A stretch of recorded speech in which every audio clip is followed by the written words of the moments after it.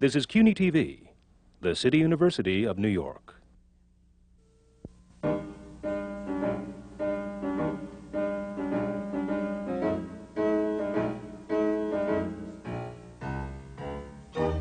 City University Television presents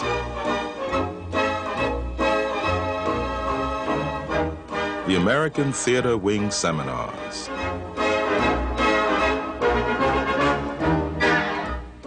Working in the theater.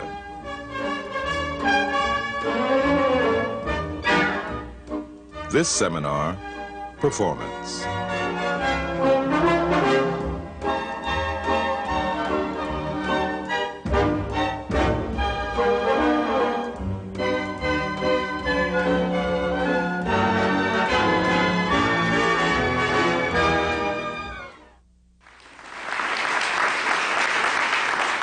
Welcome to the 23rd year of the American Theater Wing's Working in the Theater Seminars. These come to you from the Graduate Center of the City University of New York.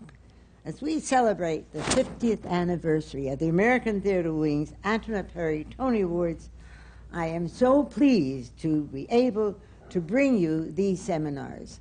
They're a wonderful, rare chance to see what it is to work in the theater. This opportunity comes to you to watch, listen, and learn from performers and producers, playwrights, directors, choreographers, set and scene designers and costumers, and everybody that works in a theater and makes up the whole of theater. We're discussing realities of working in the theater, and since we first introduced these seminars, more than 1,000 of Broadway's finest and yet to be finest have taken place in these seminars. As many of you already know, the Wing is more than the Tony Awards, and this year there's a lot of talk about the Tony Awards, and we are indeed pleased that there is a very exciting season, and the Tony is going to be seen over CBS, over millions, so that millions and millions of people can see how great the New York theater is. But the American Theater Wing is more than the Tonys. We're a year-round organization, and the Tony Award was given for achieving distinguished attitudes in the theater, the creative part of the theater. And we continue to salute that as we go through our programs year-round. We bring theater to hospitals and nursing homes and aid centers so that people who cannot come out yet get to see and enjoy the thrill of live theater. We go into schools, and 5 years ago, we established Introduction to Broadway. And since that time, more than 55,000 New York City school children, many for the first time, came to Broadway to see their very first Broadway show. And then based on that, we realized that we needed to do more than that. So professionals, theater professionals, went into the high schools and talked to the students to tell them what it was to work in the theater. Not only from the point of being a dancer or a singer or a director, but also there are other role models for them to see. They could be a stage manager, a carpenter, or an electrician in the theater. And it was wonderful to see their minds being opened to the possibilities of what the theater was all about. You know, the Wing goes on year in and year out, and it's a very exciting thing for us to be able to do. These seminars are unique in the fact that they bring you this wonderful picture into working in the theater. And I would like to turn them over right now, so because we have so little time and there is so much to say about it that I find I'm always interrupting at a very crucial time. So I'm hoping I won't have to do that today.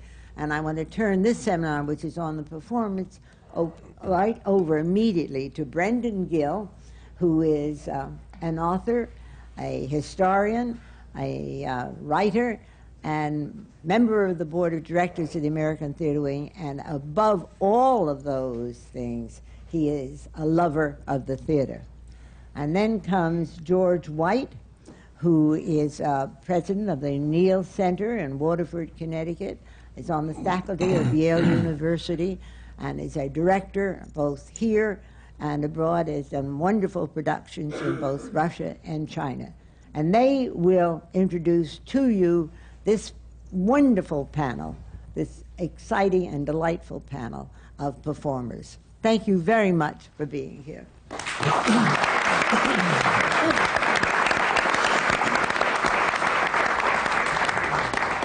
farthest left is Michael Nouri, now appearing in Broadway in Victoria, Victoria. He has also appeared opposite Julie Harris in the Broadway production of 40 Carats, not to mention numerous performances off Broadway and in regional theater. Film roles include Flashdance, and he has received Best Actor Award at the Avoriaz Film Festival for The Hidden. Next to Michael is Donna Murphy, who is currently being seen at the Neil Simon Theater in The King and I. I think the most beautiful production I've ever seen in my life. It's like having died and gone to heaven. And I hope there are elephants like that in heaven. It will be a big improvement on my initial notes about heaven. Donna, as her Broadway credits include Passion, 12 Dreams, and They're Playing Our Song, Off-Broadway, Hello Again, Birds of Paradise, Little Shop of Horrors. She made her feature film in Jade and has appeared on TV in Law and Order, A Table at Ciro's, and Another World. Mark Linn-Baker is next, who is appearing in A Funny Thing Happened on the Way to the Forum. His past Broadway shows include Laughter on the 23rd Floor, All's Well That Ends Well, and Alice in Concert. Film credits include Woody Allen's Manhattan and My Favorite Year, also well known for TV's Perfect Strangers. And right next to me here on my left is Judith Ivey, currently appearing in A Fair Country. She has innumerable Broadway and off-Broadway credits, including Steaming, Piaf, Bedroom Farce. Film work includes Brighton Beach, Memoirs, Compromising Positions, and The Woman in Red. I am privileged to ask the first question, and I want to ask Donna with something that everybody must ask her, of course, in this magnificent production, with such gorgeous costumes of every kind. You yourself are wearing Victorian costumes of a voluminousness that staggers the imagination. Before you do that, I'm going to introduce my side, because you've got the power play. You have more people than I do, so there we are. Okay, that's all right. On my far right, next to Isabel, is Daphne Rubin-Vega, currently starring in Rent, which has just moved onto Broadway. Has previously written songs for album and single releases on the Maxi label. On her immediate left is John Cullum, first seen on Broadway in Camelot, currently appearing in Showboat, best known on Broadway for Shenandoah, On the 20th Century, and On a Clear Day You Can See Forever. Well known to TV audiences as Holling in Northern Exposure, and film credits include 1776, Marie, Sweet Country, and The Prodigal. And on my immediate right is Anne Duquesnay, who is fresh from a Japanese tour of Porgy and Bess, and is currently can be seen on Broadway in the smash hit Bring in the Noise, Bring in the Funk, and is no stranger to Broadway, as she appeared in Jelly's Last Jam, The Wiz, and Blues in the Night. And off-Broadway appearances include Spunk and Lady Day. And she can also be seen in the film The Cotton Club. Over to you, Brendan. Thank you. George always gets asked.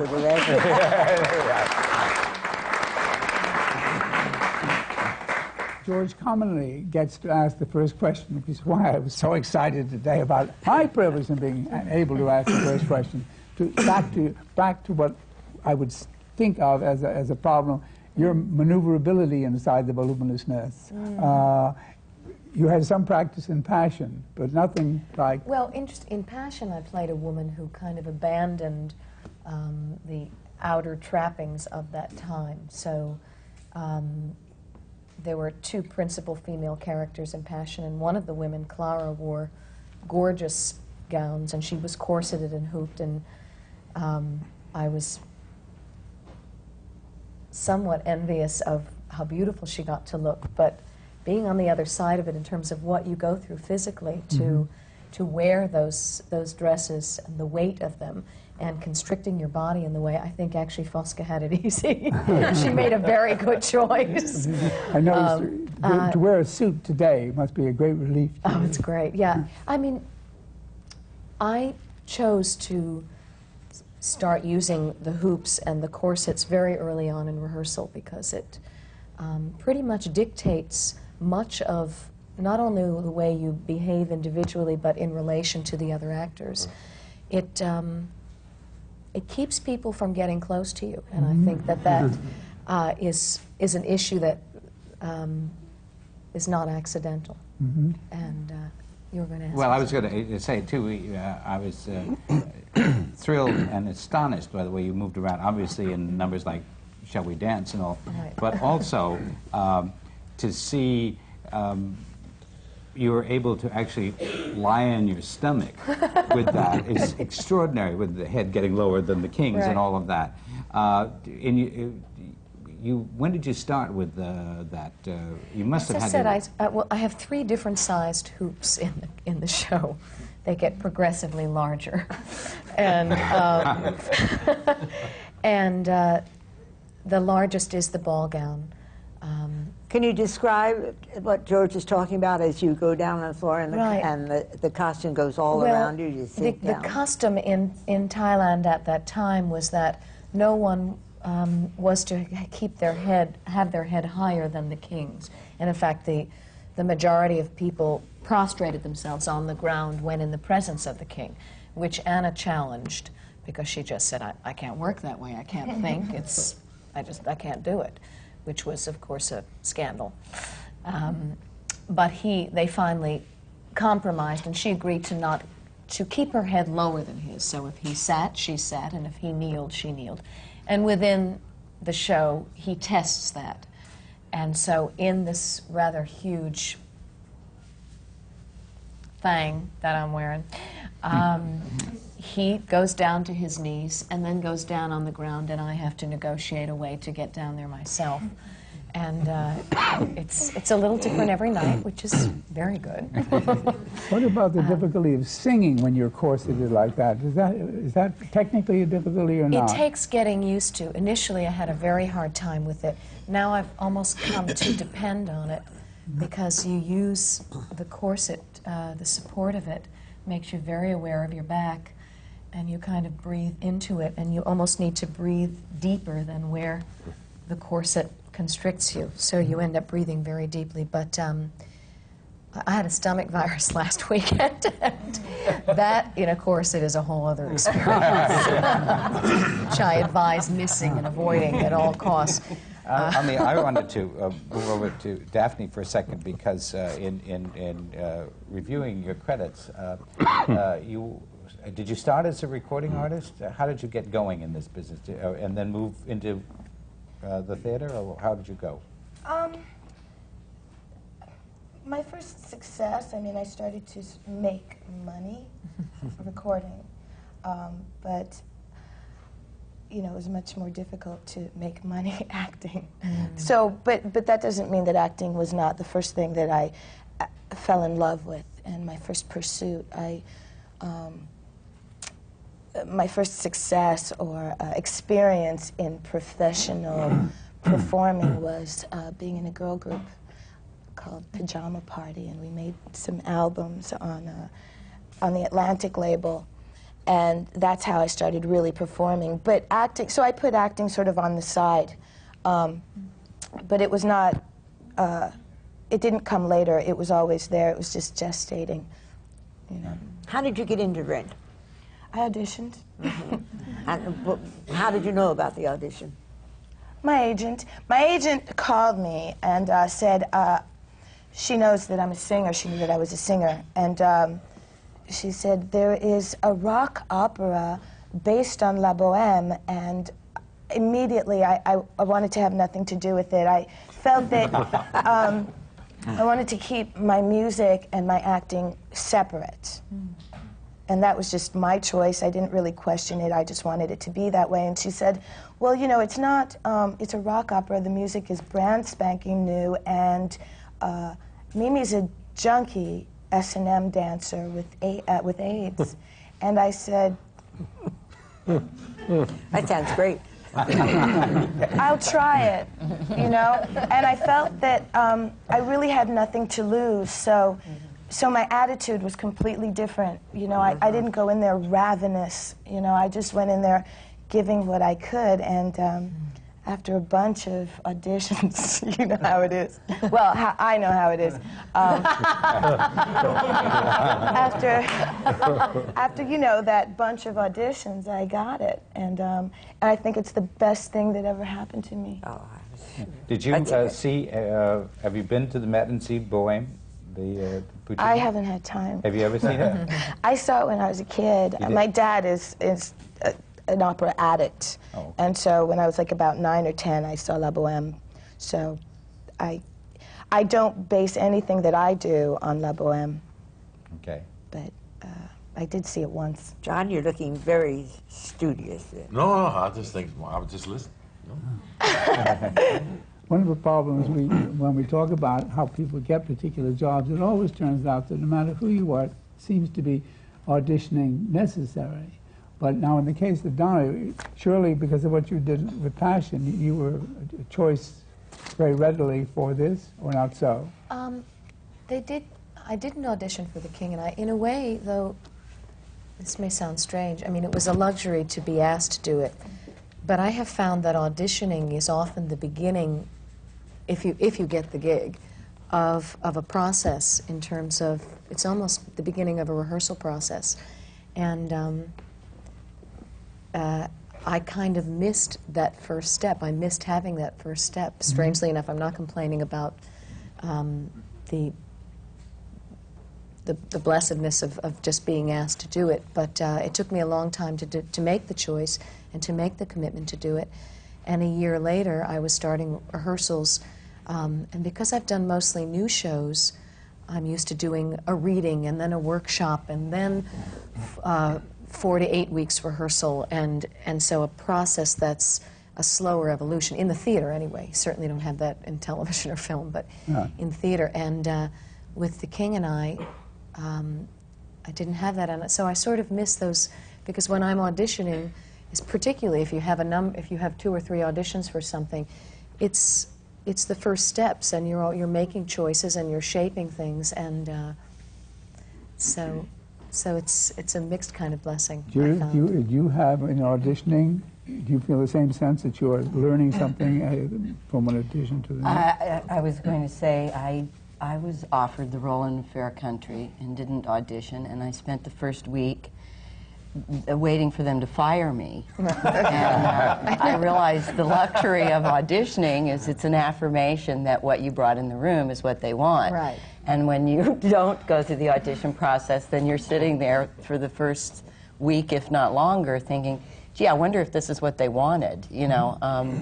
And if they are maybe not quite as forthcoming in their compliments, then it makes you terribly insecure, and you think, they're going to get rid of me. This isn't what they wanted. So there's a plus side and a downside, I think, to audition. Because for outsiders, we just think of the anguish of having to go through the process of audition, but it isn't simply anguish. And of course, if you're successful, then the anguish can be forgotten.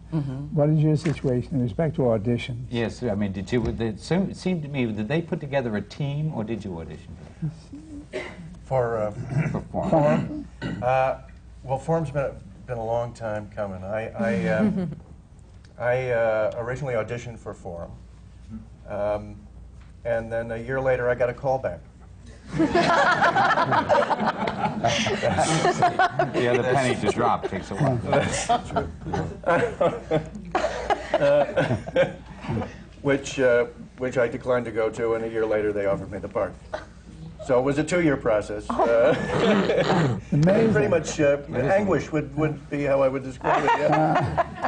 I think there was a lot of concern because I had just worked with Jerry on Laughter on the 23rd Floor with Nathan, with Lou Stadlin, and Nathan was offered the job, I think. I don't think they made him audition. And Lou Stadlin was also hired, and I think there was a lot of concern that if they hired a third person from Laughter on the 23rd Floor, that would I don't know what that would do, but someone was very afraid of that. Yeah. You would have thought that that was a It does have that sense. You're right, Brendan. When you say ensemble, the form does have that sense. One of the great things on form is that most of the people in that show have worked with each other in different combinations along the way. And you seem to be having a very good time together. Well, as it turns out, yes, we're having a good time. People were asking during previews, as I'm sure the two of you know, are you having a good time? And when you're in previews, you don't know. It's after you open, you find out whether you were having a good time. Right. Now, why was the long delay? Was that mostly raising the money? No, originally the production was set to go, and then Nathan was offered the Birdcage. Mm. And he went off and did that, and they put the production on hold, and a year after that was done, they were able to put it together. You wouldn't think you could afford to let things slip like that month after month and then year after year, but that's the way it works. Yeah, it never happens the way you thought it was going to happen. Mm-hmm. And then as far as commitments in the future go, then you all have to plan for, what, 2 years from now? There are other things hovering about, including movies? Yeah, well, you just never know what's going to actually come to fruition when. Mm-hmm. Michael, what about Victoria? How long did that take to get here? Well, as far as I'm concerned, a year, about a year. As far as Blake and Julie are concerned, I think about 15 years. Yeah, I was going to say a lifetime. Yeah. And it had its evolution starting on the coast rather than New York, didn't it? Yes. Well, obviously it was first the movie, and I think that Blake had always envisioned it as being a Broadway show. He wanted to do that. From the beginning. Yeah. And one thing led to another, and as Mark was saying, one never knows how it's going to evolve or if it's going to evolve at all. For me, it was just a wonderful case of serendipity, and it was meant to be, is my experience of it. Nobody knew that I sang. A director called me up and asked me if I sang, and I said, yes, I'd love to sing. Well, qualified. Would you mind coming and singing for us, because I'm going to direct a production of South Pacific with Sandy Duncan. And I said I'd be delighted to, because it's really my first love is singing. And so I practiced a bit, and I went and I sang for him and for Sandy, and they told me how relieved they were that I could sing, because they didn't want to have to make their speeches to me about how regretful they were that I wasn't hired. And so I did that at the Long Beach Civic Light Opera in California. And during rehearsals, I stopped off at a restaurant to get some coffee. And at a table, I later found out, Blake told me, that at the moment that I walked through the door, he and Tony Adams, the producer, were saying, who are we going to get to play King Marchand?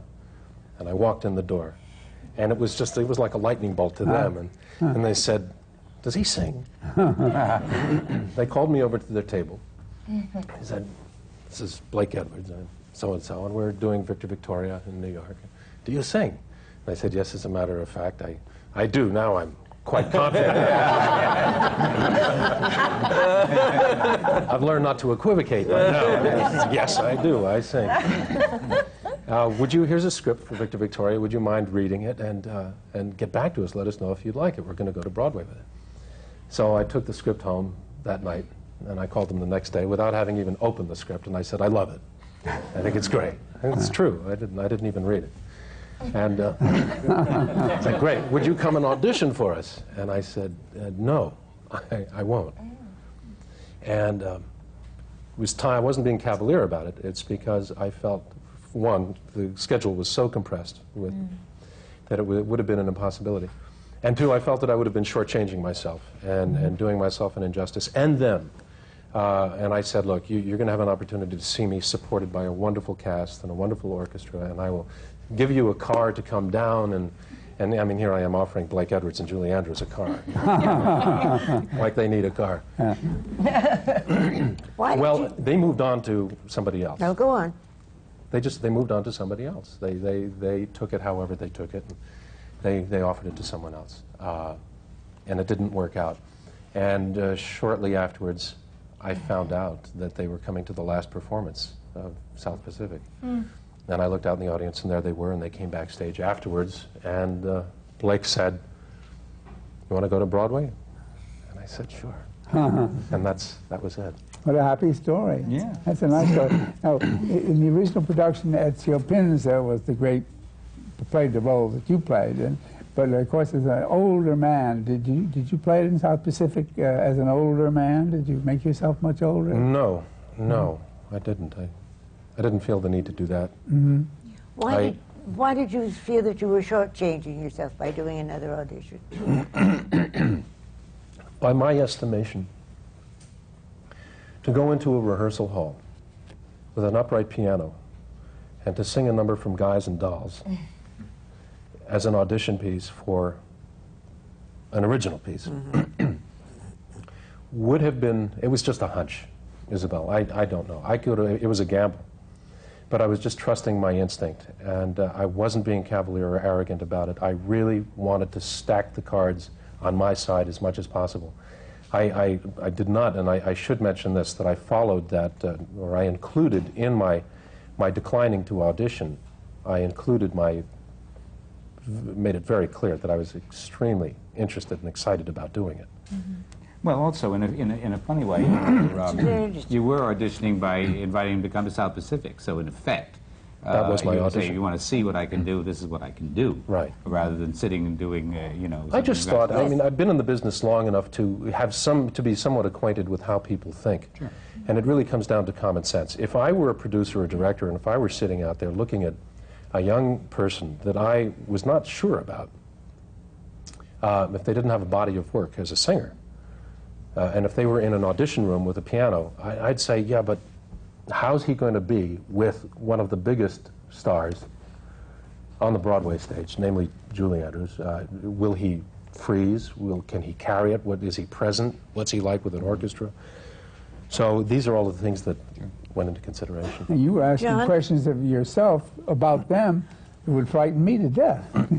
While we're on this, what about John? What do you think about this?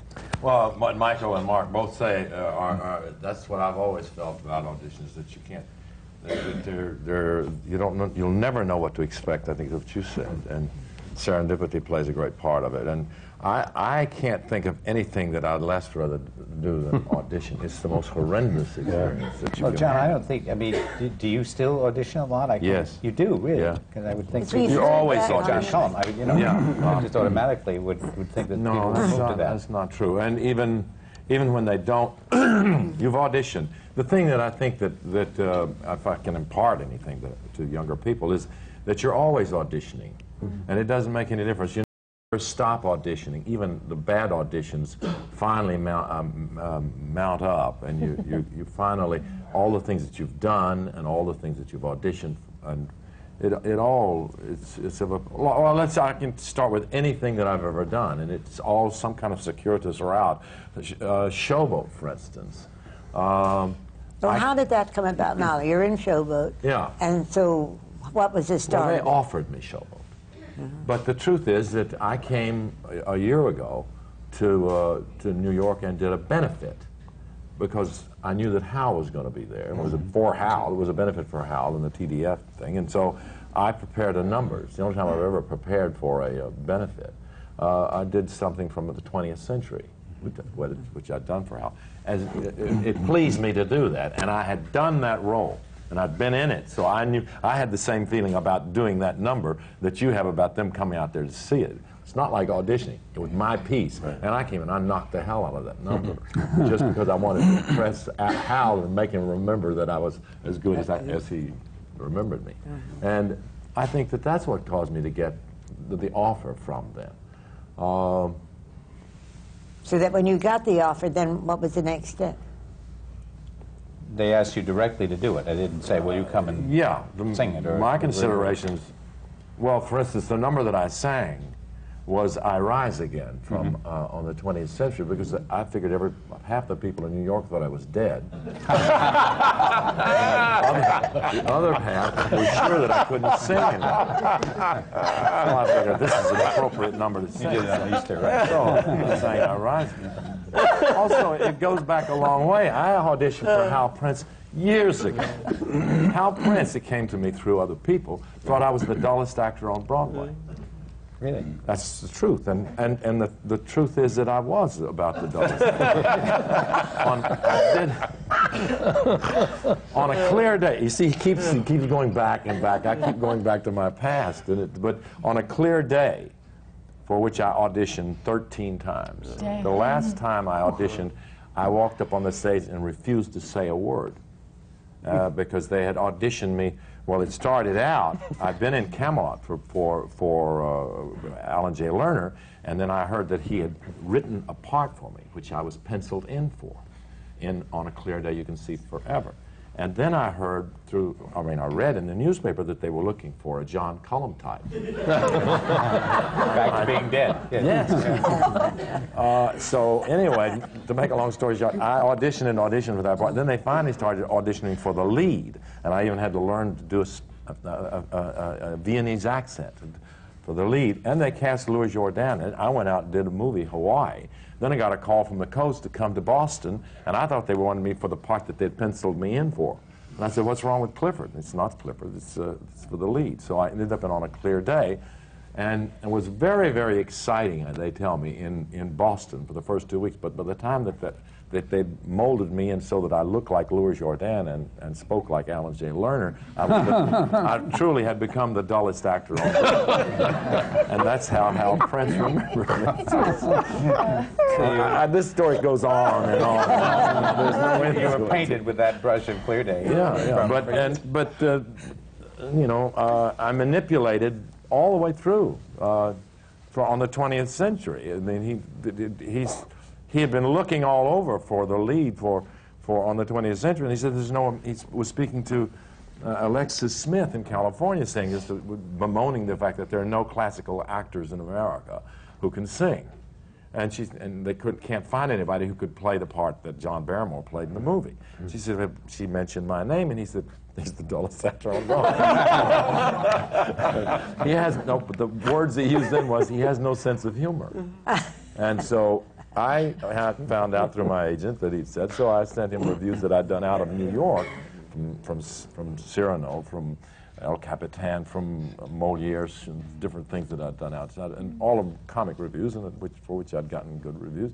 And then he became very interested, and then he discovered me as a comic talent and put me into On the 20th Century. That also says something about Hal being flexible, too, as a director. Oh, yeah, of course. I make the I would only make fun of Hal because he's such a giant in the theater. Yeah, right, exactly. Yeah. Well, let's ask Anne. That's where I was going. There? Where did you audition right from fresh from Porgy and Bess? Well, yeah, I did audition for Porgy and Bess. Yeah. Oh, no, but I mean after that. I mean coming in. For Bringing the Noise, Bringing the Funk. No, I did not audition. George Wolfe and Savion Glover. I had the opportunity of working with them in Jelly's Last Jam, and they asked me to do it. I was on the road with Porgy and Bess with the Houston Grand Opera, and we had a hiatus of about 2 weeks, and I had a call about doing Bringing the Noise, Bringing the Funk with Savion Glover. I said, what am I going to be doing? Bringing the noise, bringing the funk. But anyway, George Wolfe's vision is just so fabulous. He had it all planned. I take care of the older portion of the show.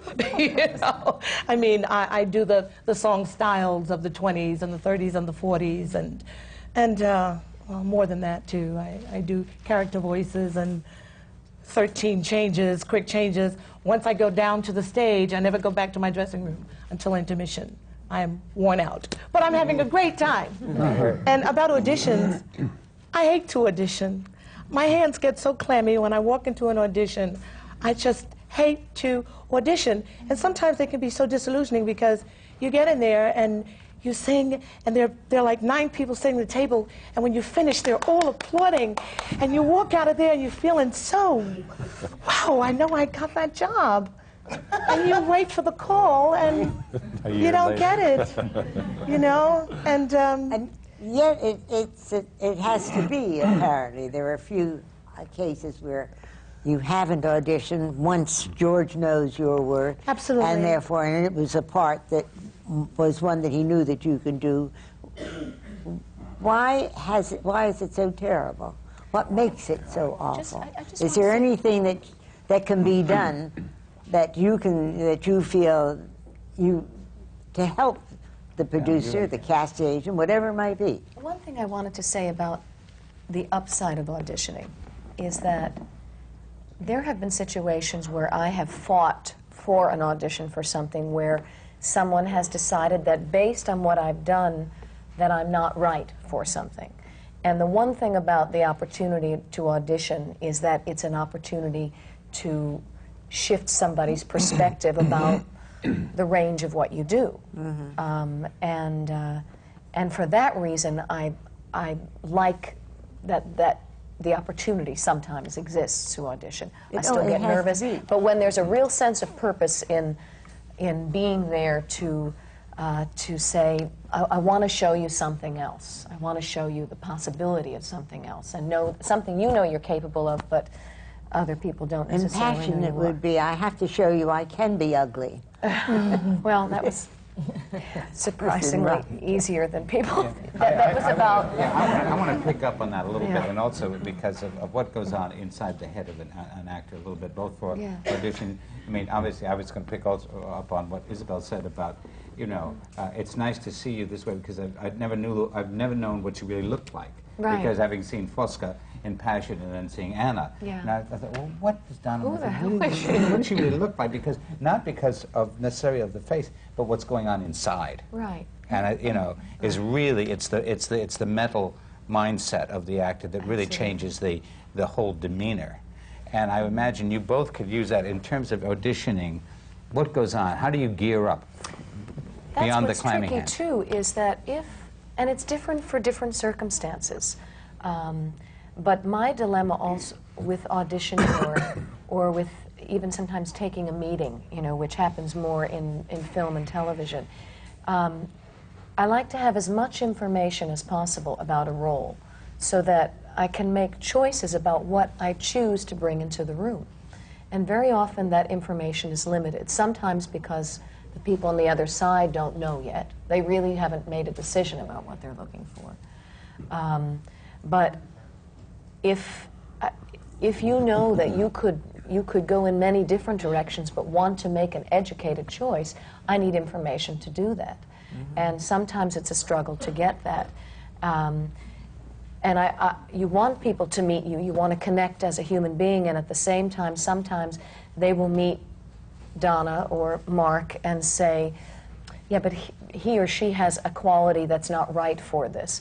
And I want them to acknowledge that we are actors and that we can make choices about what seed to isolate and let grow into a particular character. I realize that there are essences that we all have that lend themselves better to one thing or another, but I wouldn't be in this business to just do one thing. That's the beauty of it, is the opportunity to do many things. What background did you bring in order to know, to bring out that something else that they did not see? Did you study? Did you... You mean what is my training? Yes. Or, I studied with Stella Adler at her conservatory.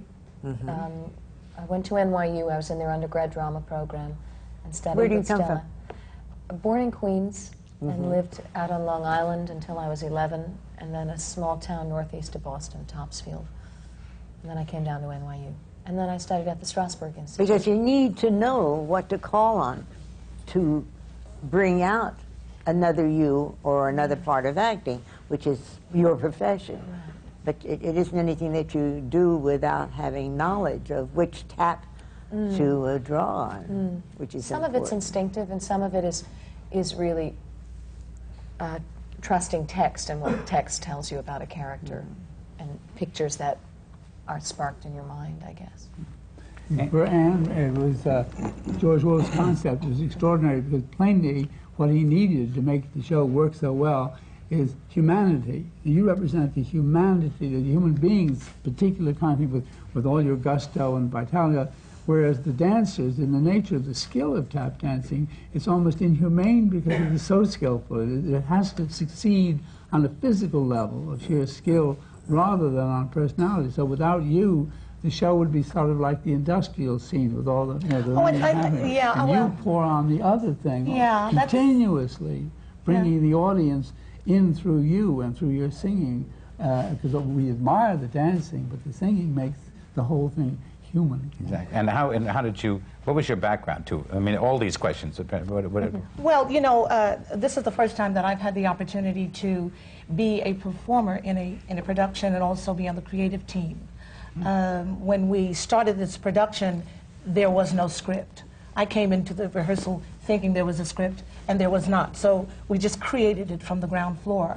I composed the songs from newspaper articles, from dialogue that George Wolfe wrote and Reggie Gaines, who wrote the text. And that creative process, I have varied roles in this business. I've played everything from Glinda the Good Witch to Ma Rainey to Lady Day to Mariah and Porgy and Bess, and now I'm bringing in the noise and bringing in the funk. So I was able to incorporate this in what I do and bring in the noise, because I do gospel, I do the blues, I do 20s, 40s music, and then I just, like I said, some character acting, which I love to do, different voices, you know. So what was your training? Everything that I do. I am one of the people that did not have any formal training. I was blessed with a gift to sing, and listening and looking, you can learn so much from people who think that they're not giving anything. I have learned so much from people working in the ensemble, from what they do on stage. I just by looking and working with fabulous musical directors, working with fabulous directors directing me, I have gotten to where I am today. On-the-job training. On-the-job training is what I've gotten, and it can be done. You know, I'm an example of that. And I've been successful in this business. I mean, in that I have managed to work pretty consistently. I mean, I've had some down times, which we all have down times, but I've worked pretty consistently. So. Do you have an ongoing act that you can do, in other words, that you can haul out to go, I mean, like a cabaret act? No, I don't. People have asked me to do a cabaret act, but no, I don't know. There's something about being on stage and having the audience back there, and I feel safe. You've got between you and the pit. Yes. A moat. Cabaret, you know, it's that one-on-one kind of thing, and I have to deal with those faces, you know. And, I don't know. I kind of like it like this. Daphne, what do you think about? I mean, you, as I say, you supposedly put your acting aside, doing recording, but it sounds there's a little similarity here in terms of being a singer as well, or first, or. No, I don't think of it as putting acting aside or being one thing first. Right now, I'm really lucky because they're synthesized, but. I'm always writing, I'm always working on my music, and it constantly evolves. So, and now because of the experience of Rent, my music is changing again. But I'm always doing that. And as far as acting goes, you know, I talk about on-the-job training. You know, that's really where I've gotten most of my experience, and other actors, just the powerful examples that are out there of people, you know, learning that talent is not a criteria for success, and that,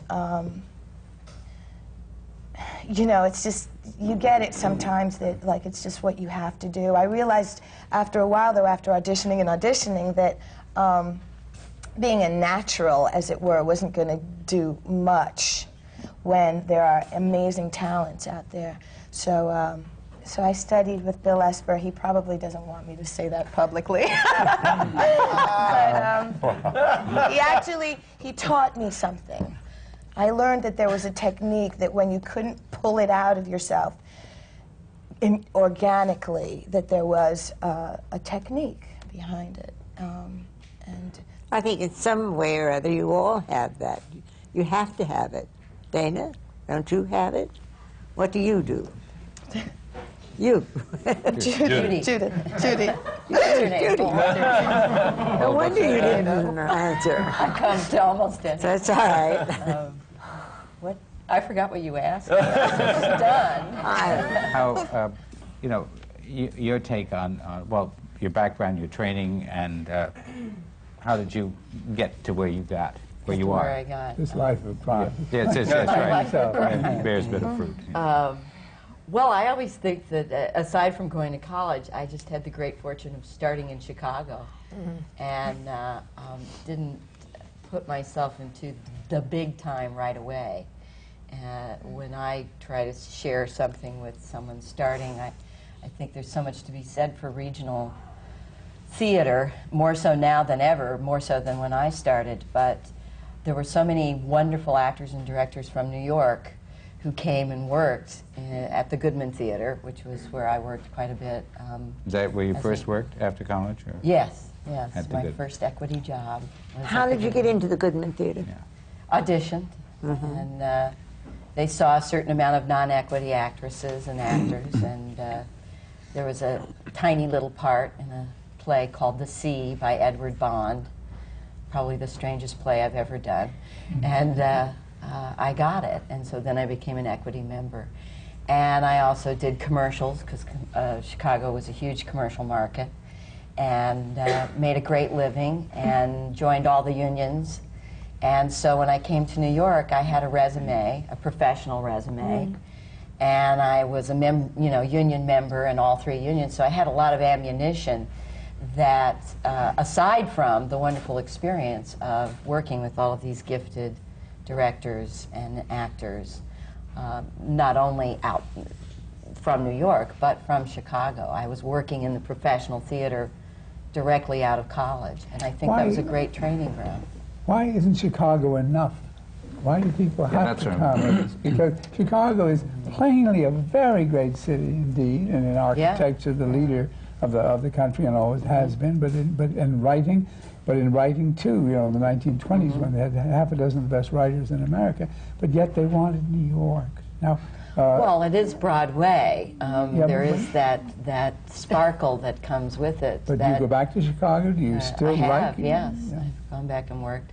I will be critical for a minute of regional theater in general, not just Chicago, but part of the reason I did want to leave was that if I had been a 45-year-old male, I could have had a leading role in a play and still lived in Chicago, but because I was a 26-year-old female, then those actresses were brought from New York. And so there was a kind of a prejudice that since my address was Chicago, that maybe I wasn't good enough to play the leading lady, and I thought I was good enough. Sure. So I was ready to go on to bigger and better things. And that doesn't happen just in Chicago. I think it happens because then I did move to New York, and I became the actress that went to Washington, D.C. So, there's something that a lot of actors who do stay in regions and say, this is where I'm going to live Not so and work, many, I think. Majority of them in that position want to come into New York and then bring their talents back, and it usually enlarges their position, their importance when they come back from New York. That's what But there's something about Chicago that is so intriguing. You've got the Goodman Theater, you've got Steppenwolf there. What is there about Chicago that can spawn these wonderful talents? I think Chicago has the less pressure of the pressure of Broadway. The good thing is we have Broadway, New York has Broadway, but with that comes the pressure of, am I having fun? Therefore, in Chicago, having worked there for 5 years, I think it was about the work and that pressure of, millions of dollars are riding on this production. That simply wasn't true. So it was more about telling the story and all the things that I think we all got into the business in the first place. Did you come right out of college, or did you go to graduate school? And were you at Northwestern or something? Or? No, I went to Illinois State University and in Normal, Illinois. And it was very normal.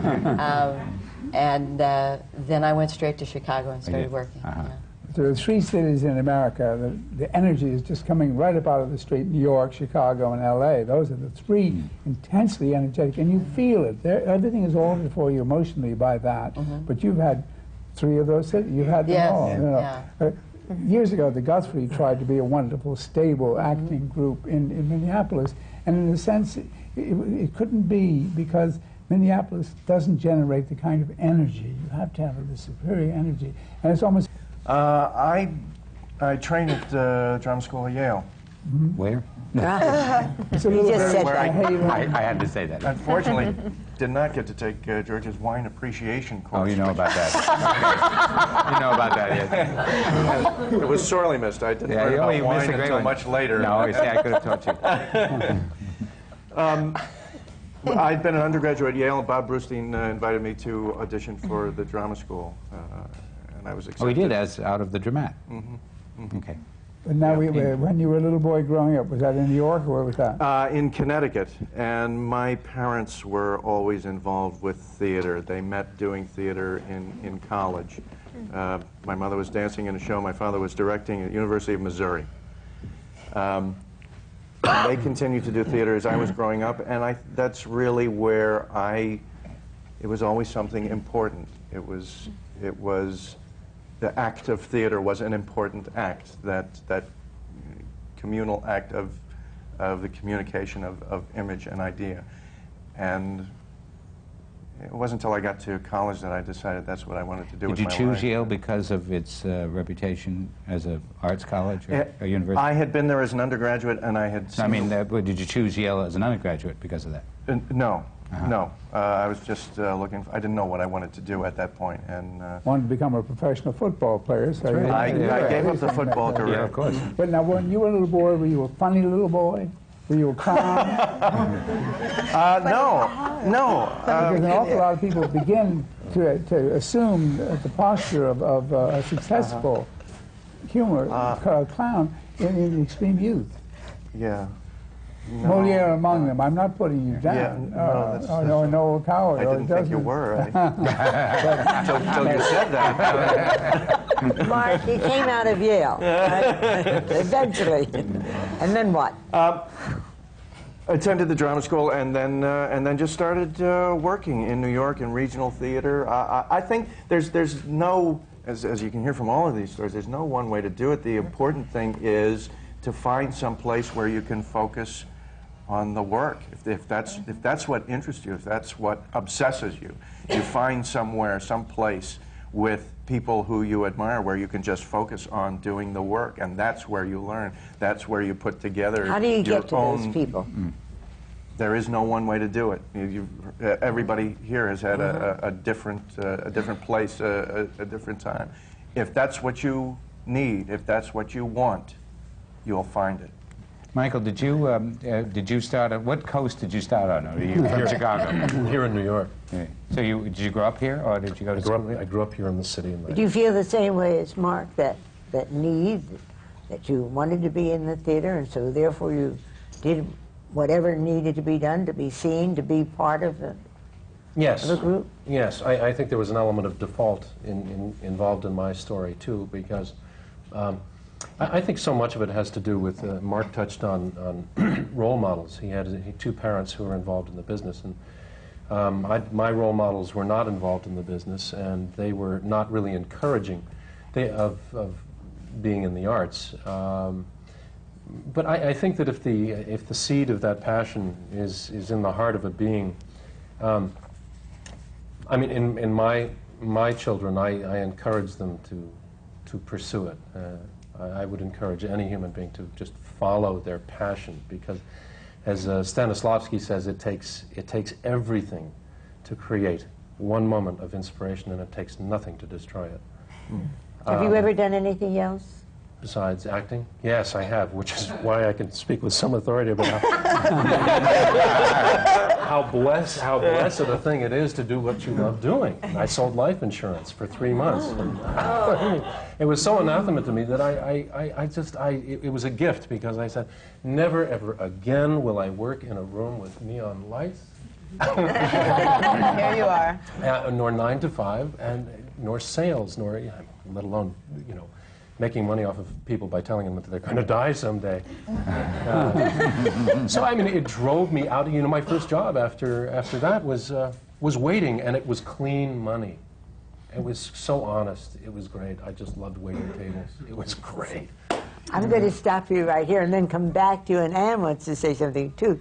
So we're going to come back to all of that, but we have to just stop for 1 minute, and everybody's going to stand up and stretch and turn around, get any questions that you have ready, and we'll go to questions and answers, but we'll come back and take Isabel, up I'm going where we to left off. for 1 second, I think we should also acknowledge that this is the 432nd birthday of William Shakespeare.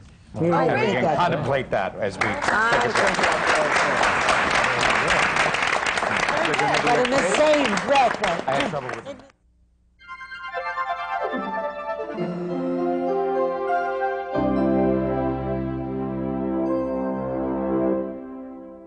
This is CUNY TV, Channel 75. we're continuing the American Theater Wing seminars on working in the theater, which are coming to you from the Graduate Center of the City University of New York.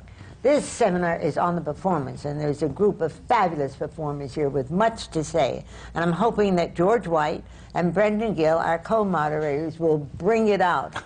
So start. Why not? That's right. Indeed. Well, as we left Michael Nouri, he was waiting on table in a seedy restaurant in Lower East. Will he get out of it and go into the theater is the question. Tell me, how did you get out of doing that, and what happened to you? I auditioned. I heard about a play called 40 Carats that Abe Burrows was going to direct and David Merrick was producing, and Julie Harris was acting in. And I went in on this open call, and I auditioned. And I got the part, and I went back and I tendered my resignation of my acting, my waiting job. Most waiters that I find who are young actors or actresses in New York are left-handed. Are you left-handed? It's an extraordinary thing about acting. If you watch on movies or on stage, the predominance of left-handedness is extraordinary. And I keep nudging people who go to the theater. I believe also they're communists. Red hot comedy. Red hot comedy. But you're not left-handed. Oh, no, I'm not left-handed. Or a communist. In the restaurant. Nor have ever been. Nor have I ever. One night there were 7 waiters and waitresses in a restaurant, all left-handed and all actors. And I did a poll myself, so I know it is true. Well, there's one theory that's in jeopardy as a result. There we are. I want to go back quickly and to your clammy hands. Oh, and what you do to get over that when you go into an audition. Anybody else who wants to talk about that? Apart from drying them off. Yes. Get your hands No, but I did want to say there is a saving grace sometimes in auditions, even those auditions that you don't get. I have gotten a number of jobs from auditions that I didn't get because people saw me and had another project going on, and I would get a call and they would tell me that they wanted me to do that job. So there is a saving grace, But you're talking about getting started. When I saw The Wiz, I remember going to see The Wiz, and I said, oh, God, I would love to do something like that. And I questioned, how do you get into this? How do you do this? And somebody told me about a trade publication called Show Business. And in this, I saw an ad for a show called Bubbling Brown Sugar. And I made up this resume. All right, now. But prior to that, I also saw in the show business at Lincoln Center, there was a concert being held there. Chapman Roberts, who was a musical director, he was also the musical director for Bubbling Brown Sugar, and I recognized the name. I had gotten that job. So anyway, I got my first job from Show Business Trade Publication. Great. Yeah. Not through going to Yale School of Drama or NYU. That's wonderful. Yeah. There is life outside those institutions. Yeah, That's and nice it's good for people to know that. I think it's very important. What about the professional training of your voice and all that? No, I grew up singing in church.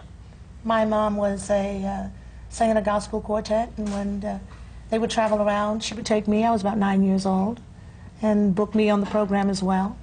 So I started singing very young, and that's part of my training, And like I said, from watching wonderful actors, wonderful actresses, fabulous singers, listening, that's my training. We hear a lot about networking in corporations, but I think in the theater there's one of the strongest powers that I can imagine is of the network that's between performers, as you mentioned, that somebody auditions and doesn't get the job, then immediately will tell someone else.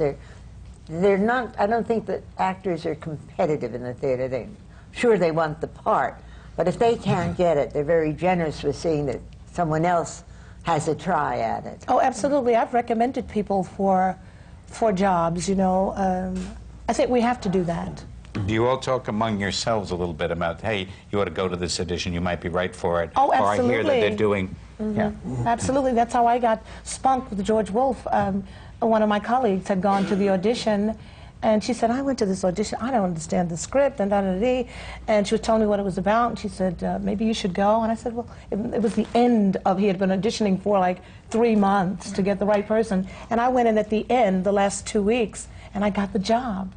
So you never know, when you network with each other, you never know what you can get out of it, you know.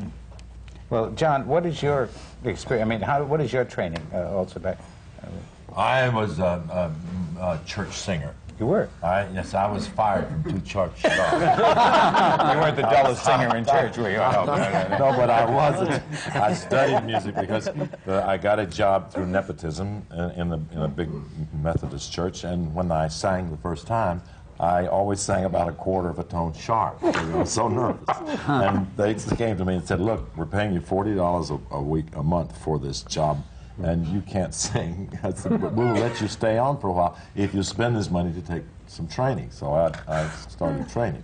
And then about 2 years later, after they fired me, I got a job at the First Baptist Church, and after I sang my first song, then they fired me again. So my first training was as a singer. It's interesting to me, I don't want to talk about that. It's interesting to me is that we're talking about auditioning, and what I've observed, this is not part of the conversation, but just an observation that I've had over the years is that actors will work on a scene like crazy before an audition, and when they have to sing something, they will, if they can sing through the music one time, they're willing to go up and go to an audition thinking that they're prepared. And a singer who will work incredible amount of time on songs and music and intonation and all this, and study and vocalize and excellent, will look at a script, and if they can read through it and they don't mispronounce a word or think they don't mispronounce, they've prepared for an audition. So that's always been an interesting thing to me, that the people that we and also it kind of ties in with the idea that I heard from a very good writer once, that most writers don't write. One of the shortcomings of writers, quite often even good ones, is that they refuse to write about the most painful and emotional things, and if they can break through that, they can really write some great stuff. We seem to avoid the areas where we could really open ourselves up.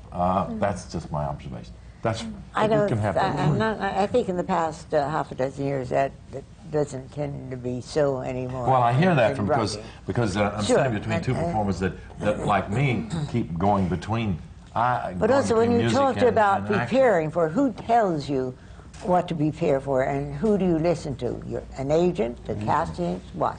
Well, I have a theory that there are 2 different ways that you approach theater. One of them is you approach it, the actor uses the material to express himself, or he uses himself to express the material. And my own training, I'm much more comfortable getting to know the material, studying it like Shakespeare's. A lot of fun for me because there's so much I don't know about it, and there's so many different things to learn. And singing too. I'm not don't know much about singing. I mean, so there's a lot to study. Do you continue to study as you I study everything that I do, but I'm not a very good student. I mean, I'm okay. But the point is that you can prepare and prepare and prepare for a role, and then when you do the role, you're serving the material. In other words, if you're doing Shakespeare, or if you're doing a musical, or anything that you're doing, you're telling the story that the author wrote. But then if you're really lucky, pretty soon there are moments in those times when you begin to speak for yourself, and when you get those are the moments of ecstasy in the theater for me. I don't know whether that's real fulfillment. How do you that brings up something else of how you bounce off an audience. Do you get that coming? Is it from within yourself, or do you get it coming from the other way, coming across the pit, across the footlight? You know when it begins to when you begin to affect an audience, it begins to stimulate you, and you become more centered, you become more focused, and you begin to reach inside yourself for things that you want to express more. That's what I'm talking about. You begin to say things that really are important to you as a performer through the material, and that's when you go beyond the material. What do you do when you don't reach the audience, and the audience is not with you? What do you call upon? What happens? You do your job. Then what? You do your job. That's where the technique that you were talking about comes in. What is that? Bill Esper was How do you talking breathe? about. Well, it's an individual thing. What do you do? The audience is sitting there. What do you do? I basically hit my marks and say my lines and listen to my partner. And when you're doing 8 shows a week, as the present company knows, and as all of you might be interested in knowing, you're going on with your life 8 times a week. However, whatever condition your life is, and somebody may have just died in your family, you may be sick, but you have to go on, and you do it. So what happens is, I just look into the eyes of my partner, and I know that they will save me, that they'll pull me through. I listen, I focus, I really, really listen. I pay attention. Is that how you also keep a role from going stale? Because Yes. I know a lot of you have been in long runs, and some of you hopefully will be in even longer runs now. So we've got. But is that the thing that you do? Because I would think after a while. There's nothing more interesting than somebody who's really listening. I don't think. John, you said something about that ecstatic thing that happens when there's that synergistic thing. Well, for me, that would be if somebody had died in my family and I was playing something on stage that related to, and I suddenly was able to express through the material that I have the feelings that I have about that person having died. Now, that to me happens on stage. Some people use that technique in order to approach the role. I have never done that. I generally let those moments happen after I'm in a role. But I mean, I just don't work that way, or I can work that. If you studied with Stella Adler, I'm sure you'd work the other way. Judith? The experience that's just, I was trying to jump in and add to it, is what happens in a given evening. One that has nothing to do with the audience, and that has, on one level, nothing to do with me and my boredom. I have a 2-year-old, and my babysitter didn't show up on a Friday night, and so everyone in the theater said, "Oh no, bring him. It'll be great." And I guess I don't need to finish this.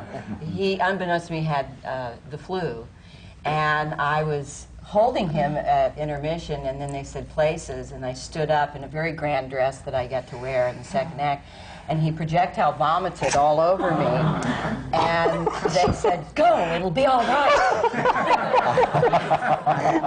So I kind of wiped the vomit off and ran on, and it was probably one of the most interesting interpretations of that scene, because all I was thinking about was my son, which the character I play right now is preoccupied with everything that possibly goes on in the world. So I had this wonderful preoccupation, plus the aroma.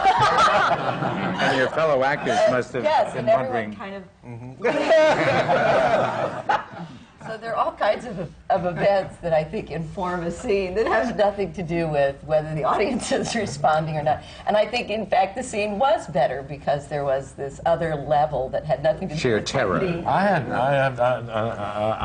was on in Shenandoah. They slipped a real baby on the stage, which is the end of the first act. And I thought I had always played that scene so well and so beautifully until I got to that moment, and unbeknownst, there was a real baby, and what happened to me was so different from anything that I'd ever imagined. And I kept trying to recreate that moment, and I had it for a while, but it was very humbling to me because I could never get back to the reality of it. And if I thought if I could do that, I would really be a great Did they actor. do that for that very reason, in order to Oh, show they you did the it as a difference? joke, but for me, I thought they were trying to tell you something.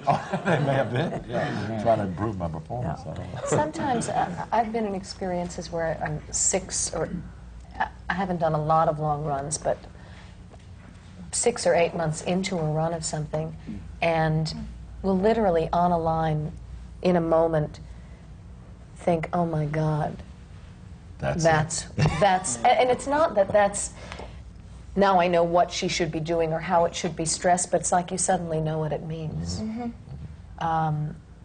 That sounds so very basic, and I'm sure I thought I knew what it meant in a million different ways prior to that moment. And it means many things, and that's also the beauty of doing something 8 times a week for a run, in that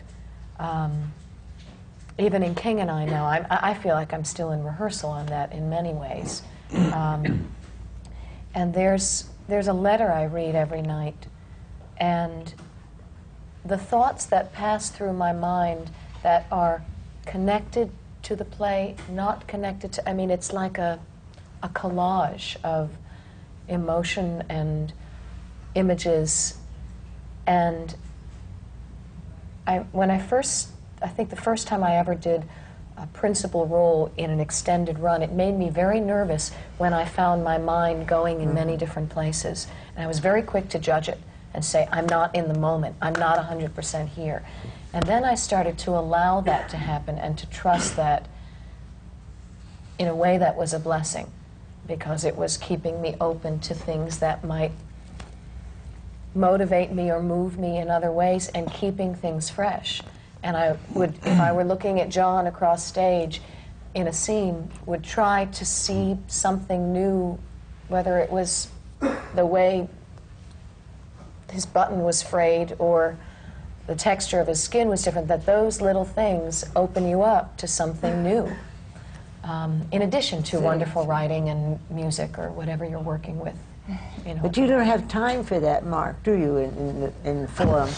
the pace is so fast. No, absolutely. The wonderful thing about a long run is that you get the chance to relax into yourself and into the role and allow things to resonate. It's not a matter of, you know, how fast you're moving.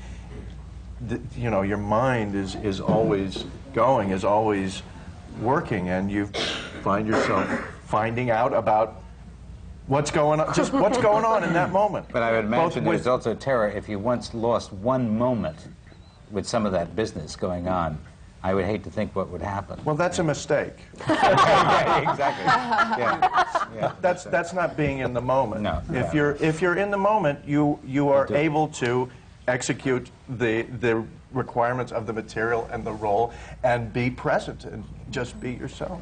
It's amazing. There's a combination of things too. I mean, juggle. Yeah. I mean, there's technical things. You always got to have that technical mind that's there behind it, and a lot of the theater is technical. For instance, with Tony Roberts and I were in a show called Doubles, and we had to do frontal nudity, and just Austin Pendleton at one particular point dropped his britches, and Tony was complaining to me about having lost a laugh.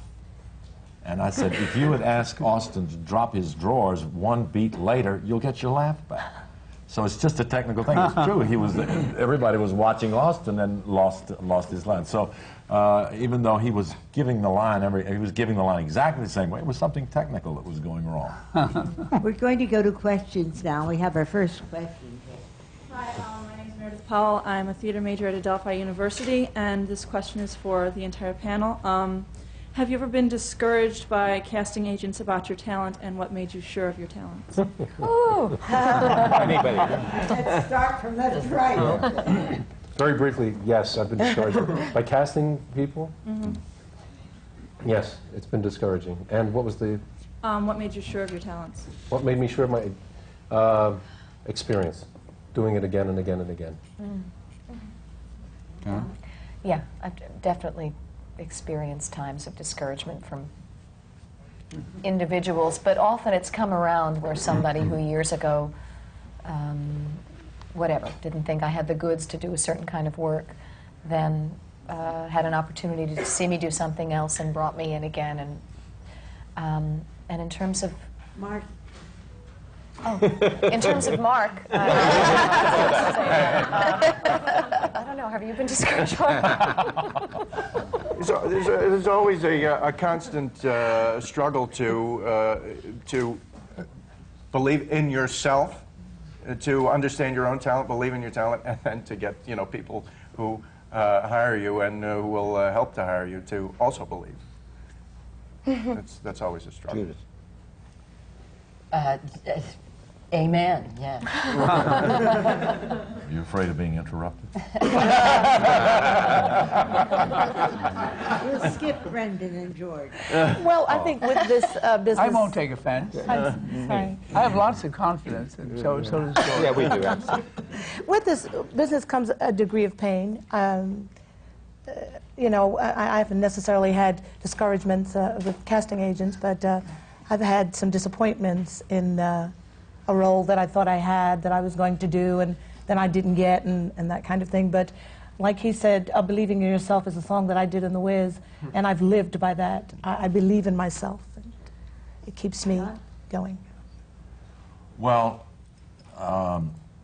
it's happened to me so many times and evokes so many painful memories, I'd rather not talk about it. My turn? I think I can't stand when casting directors don't, they're not looking at you, and you know that they've already made up their minds. But I think that also in that is that I've been like really devastated. I cry in the shower, but just knowing that you're going to show up for the next thing, I think, is very confidence building. That like in spite of it, you're doing it anyway.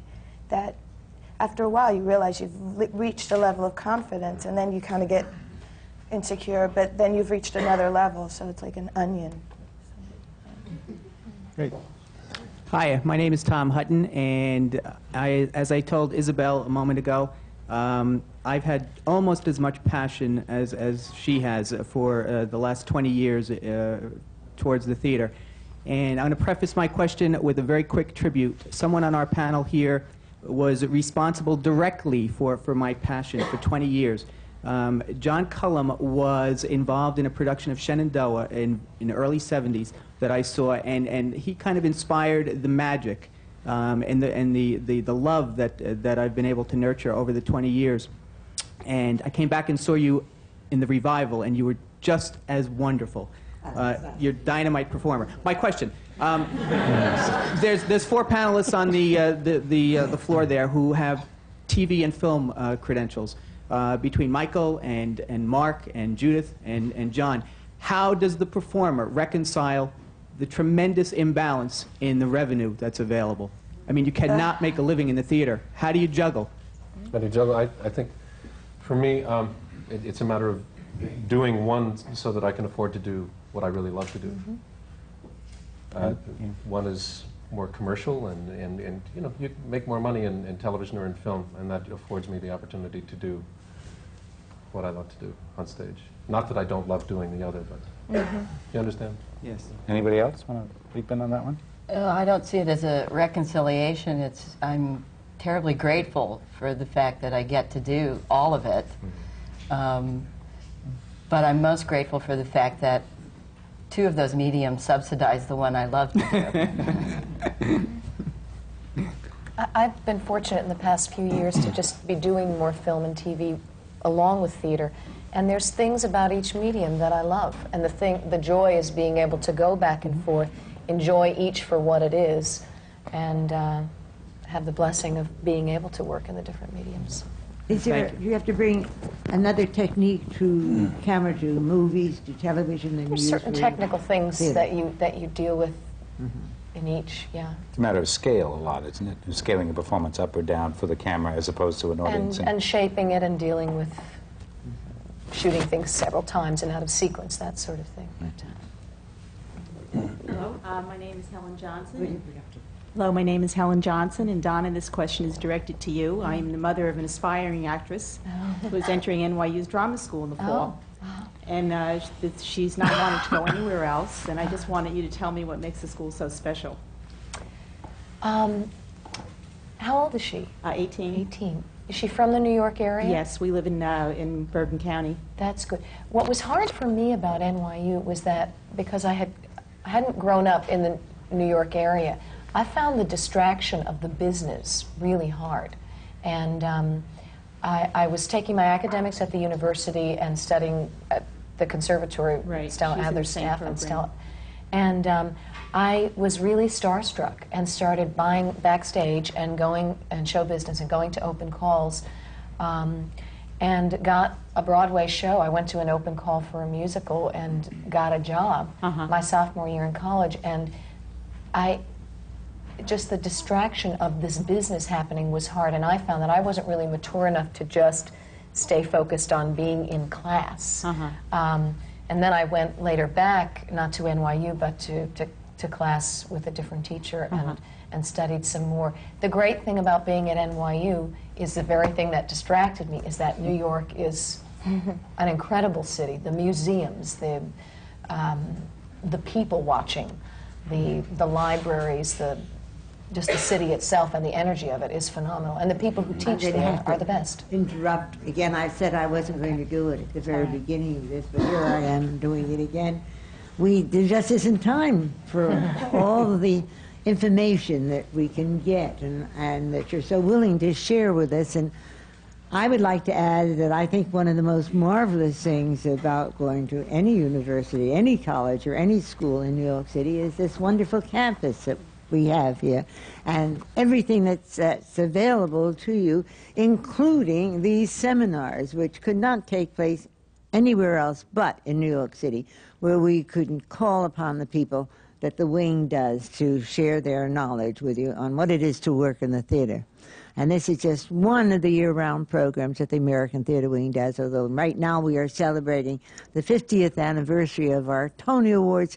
We are a year-round organization and saying theater loud and clear in high schools and in hospitals and nursing homes and aid centers, and bringing talent into the schools. And everything we do is based on servicing the community through the theater. And in that way, also saying, go to the theater, and we hope that we are developing an audience for the future. I'm Isabel Stevenson. I'm president of the American Theater Wing, and I thank you all for being here, and I thank you, panel, for taking part in this. Thank you.